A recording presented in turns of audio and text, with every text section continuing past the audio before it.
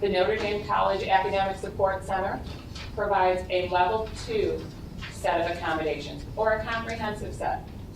So in the test center, we are still providing all of the level 1 accommodations. So it's not like your student's going to have to go to the Learning Center for one set of accommodations and then to our center for the additional. We have it all housed within one area. So they'll get all of those level 1 accommodations we just discussed. Plus, on top of that, we will do professional individual tutoring. Our instructional advisors are our tutors. So we don't have peer tutors, which a lot of learning centers will have peer tutors. And you may be able to have your student go to their professor during office hours. But what we have on top of that is that we've employed approximately 15 professionals, so that any course that one of our students is taking, we have a professional who can tutor in that. So we have professional individual tutoring. We have unlimited use of adaptive equipment. All of the computers, we have approximately 50 computers in our center.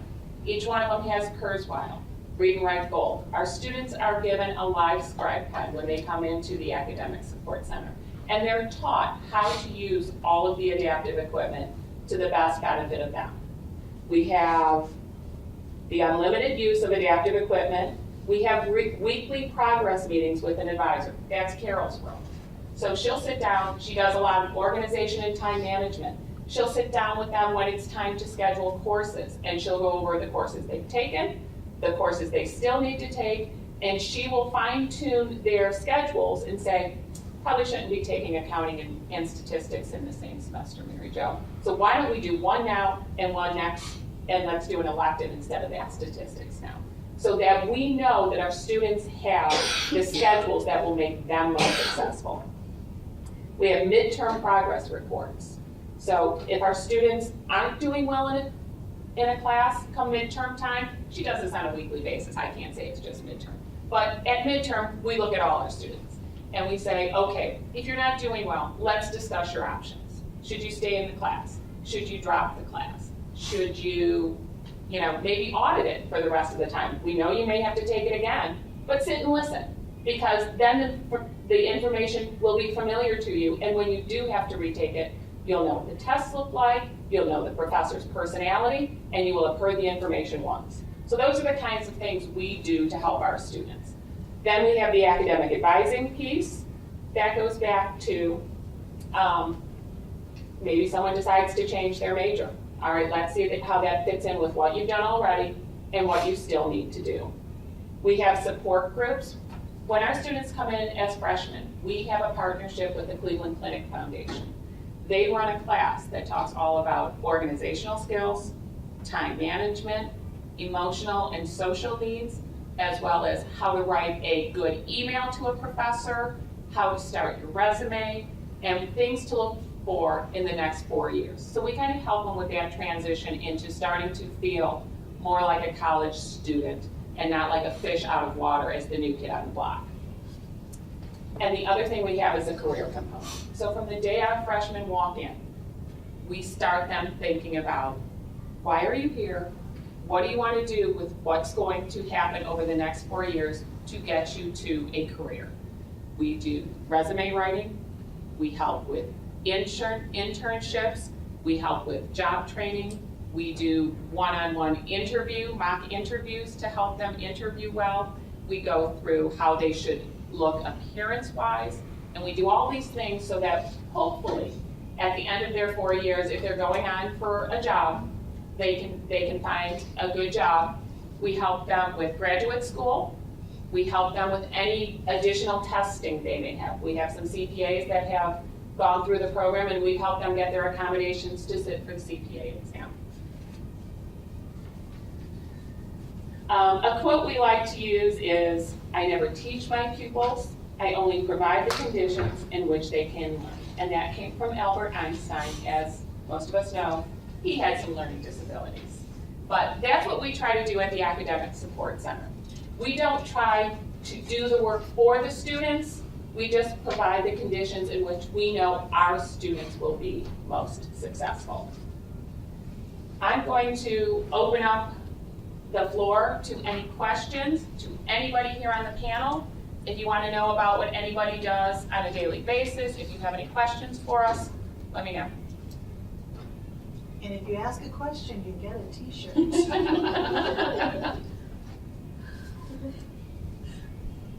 Yes. I'm good with it without the t-shirt. 2 questions. When you talk about sort of the level 1 and level 2, is that a standard language sort of across nationally, or is that just an internal designation? It's more of an internal designation. Colleges have to provide certain services under the Americans with Disabilities Act. So any college that you go to will, as Mary Jo said, provide tutoring, but mostly it's peer tutoring. We provide professional tutoring. We found that if you're a 19-year-old boy with dyslexia, you really don't want to be tutored by a 19-year-old peer. They feel more comfortable being tutored with us. The students, because there are students at Notre Dame College who are not part of our program that have a learning disability, and they go to, it's called the Dwyer Learning Center. And they are responsible for making all their own appointments there. Whereas one of the things I do is I make sure that when I'm meeting with the student, I'll look at and I'll see if they've had any tutoring appointments, I'll encourage more tutoring appointments, I'll make appointments for testing, things like that. Most colleges that offer that lower level or the base level of accommodations, it's the onus is really on the student to make sure that they're getting what they need. At the Academic Support Center, we make sure that we're helping the student get what they need. I think one of the things like our tutors do is when they're sitting there and they're tutoring with the students, because they've had real life experience in the areas that our students are learning the material on, I think they can impart to them too what they have seen and encountered. And I think that builds on our students' real life experiences, as opposed to just having a peer in the class going, yeah, this is how I learned it and this is how I found it, and this is how you apply it.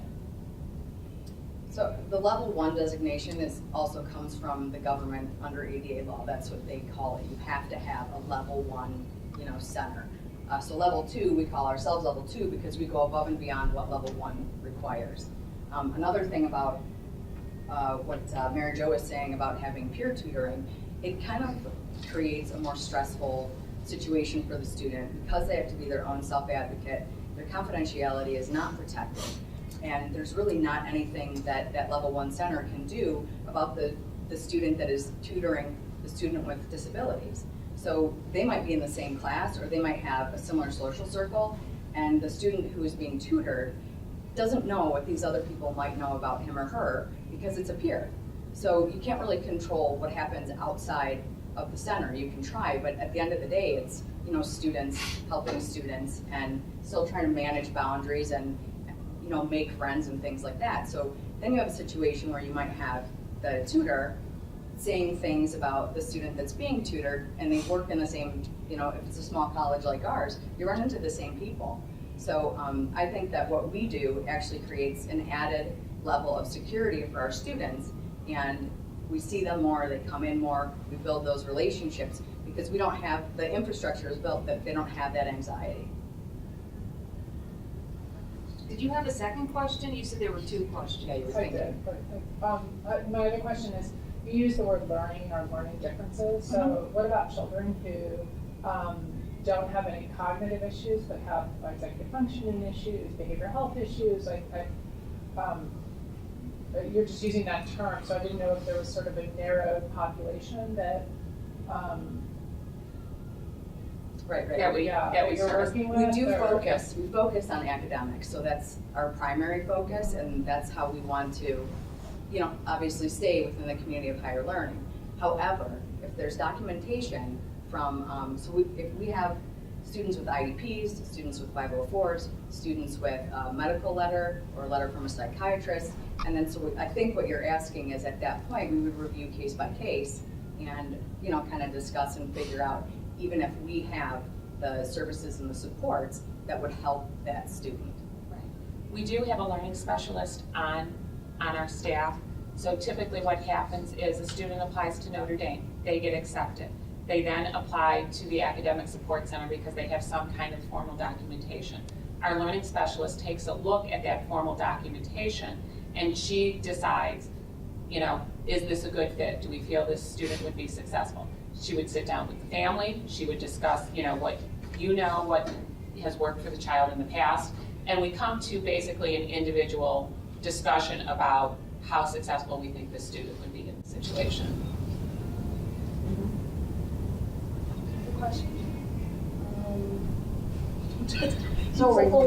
You support students with autism, and what are the special services you typically do for them? We have a number of students on the autism spectrum in our program. It's important to note that the students, every student in Notre Dame has to complete the same curriculum. It is not a curriculum for any student. So we have a lot of experience with students with autism, and it's just an individual basis, but we have very successful students who graduated and gone on to bigger and better things from our program. What are the fees associated with the level 2 accommodations? Our current fees at the Academic Support Center are $2,650 a semester. That can get worked into your financial package, so it shouldn't be a deterrent for you to look at the school. Can I go back to the question about autism? I think one of the things that we do really well, we're all here on a Saturday, is communicate with what works and what doesn't work, or hey, have you tried this? So we use each other as resources, which is great. The other thing is that, I kind of have a saying, if you've met one child with autism, you've met one child with autism, because it presents differently in everybody. So some of the things that I've used is differentiation in teaching methods or instruction, because some students are more visual, some students want to read and they kind of hyper-focus on the material. That's one of the things that we do. Another thing that we do is a token economy, sort of incorporate that into sessions. And do you know what I mean when I say token economy? Students with autism seem to be motivated if there's a carrot at the end of the race, right? So I do that all the time with a couple of students that I work with that have autism, and it works really well. It helps them stay on track. It helps them, they can kind of go on tangents, so it helps to refocus them, and then kind of have a celebration at the end, like, you were awesome today, I love what you did great work, and then that's what makes them feel good, go to class, feel successful and productive, and come back. Any other questions? We still have t-shirts, you sure? Anything at all, even if there's a specific issue that you're dealing with right now, or you're trying to, navigate. And I've noticed a lot of parents in this situation, even guidance counselors, can make a lot of assumptions without kind of needling it all down and getting the details that they need. So anything that you are dealing with, or anything that you are have questions about, please feel free. And we'll be here for a little while afterward too, so if you want to come on privately. And on those screens, we've given you some of our contact information. So if you leave here today and you have a question, or if you want to come visit us, if you want to come see the Academic Support Center, we'd love to show it to you. We love to show off our space. We do. I think that's one of the hidden gems, because when you come and see it, it really hits home with you and it really makes sense. So we welcome you to come and see it. Thank you.